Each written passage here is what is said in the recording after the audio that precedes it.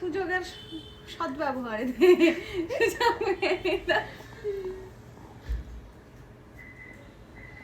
বলো ওদেরকে আমি কত জ্বালিয়েছি, জিজ্ঞেস করো।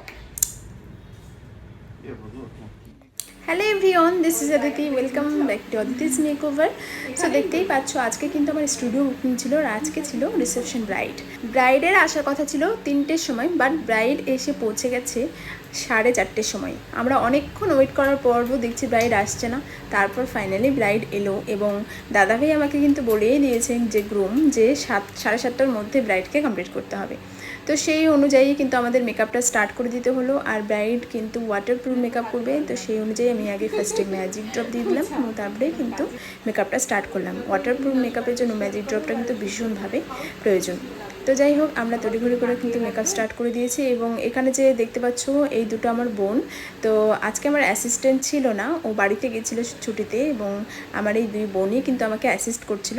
তো যাই হোক, ওরা আমাকে অনেকটাই হেল্প করেছে। আর দেখতেই পাচ্ছ আমি একটা পিঙ্কের উপর আই মেকআপ করে দিচ্ছি, যেহেতু বেগুনি কালারের একটা শাড়ি পরেছে সেই জন্য কিন্তু আমি একটা পিঙ্কের মধ্যে আই মেকআপ করেছি।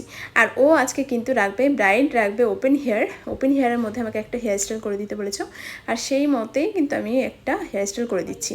আর এই ছিল সম্পূর্ণ লুক ব্রাইডের, আর এইটা ছিল হেয়ার স্টাইল। তো হেয়ার স্টাইলটা কেমন লাগছে এবং এই লুকটা কেমন লাগছে অবশ্যই কমেন্ট করে জানিও। আর ব্রাইড ফার্স্টে কলকা পরতে চায়নি, তো আমি ছোট্ট করে সুন্দর একটা কলকা পরে দিয়েছি আর সেটা পরে ব্রাইড ভীষণ হ্যাপি। তো তারই মাঝখানে ব্রাইডের কোনো গয়না এখনও এসে পৌঁছায়নি। ব্রাইড অলরেডি রেডি হয়ে গেছে 7:30টার মধ্যেই, কিন্তু ব্রাইডের বাড়ি থেকে কেউ এখনও গয়না নিয়ে আসেনি। তার মাঝখানে অভি একটু ওর গয়না ছাড়াই শ্যুট করে নিল। আর এখানে ফাইনালি ব্রাইডের বর চলে এসেছে, গ্রুম চলে এসেছে গয়না নিয়ে 8:30টার সময়। মোটামুটি ও 1 ঘন্টা ওয়েটই করেছিল সেজে গুজে। তারপর আর কি দাদা তো নিজেই গয়না পরাতে স্টার্ট করে দিল, কিন্তু তারপর আমি বললাম দাও আমি পরিয়ে দিচ্ছি। তারপর আমি ব্রাইডকে একে একে গয়না পরিয়ে দিচ্ছি। আর গয়না ছাড়া এই প্রথমবার আমি ছবি তুললাম। আর সত্যি কথা বলতে আমাদের ব্রাইড কিন্তু ভীষণ ফ্র্যাঙ্ক ছিল, ও এতটা হাসি মজা করছিল। এরকম হাসতে হাসতে আমাদের কাজ করতে কিন্তু একদমই অসুবিধা হয়নি।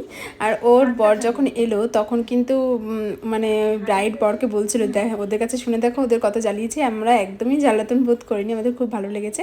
তো আমি গ্রুমকেও মেকআপ করে দিয়েছি। আর এই ছিল দুটো লুক। তো কেমন হয়েছে সবাই একটু কমেন্ট করে জানিও। টাটা।